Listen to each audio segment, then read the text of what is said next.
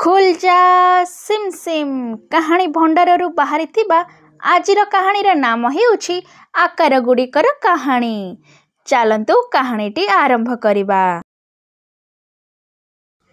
ଗୋଟିଏ ଥିଲା ଗୋଲ, ଗୋଟିଏ ଥିଲା ଚାରିକୋଣିଆ ଏବଂ ଗୋଟିଏ ଥିଲା ତିନିକୋଣିଆ।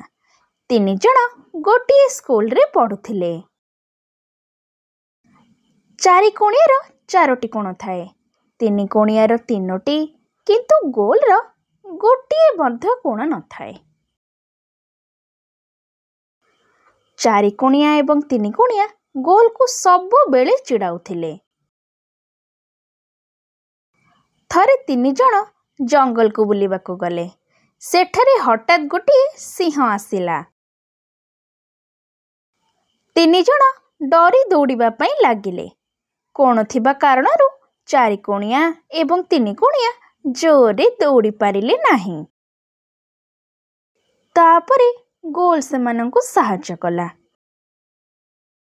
ସେ ସେମାନଙ୍କ ହାତ ଧରି ଦୌଡ଼ିବାକୁ ଲାଗିଲା। ପଡ଼ି ଉଠି ଜୋରରେ ଦୌଡ଼ି ପଳାଇଲେ। ତାପରେ ସେ ଦୁଇ ଜଣ ଗୋଲକୁ ଆଉ ଚିଡ଼ାଇଲେ ନାହିଁ।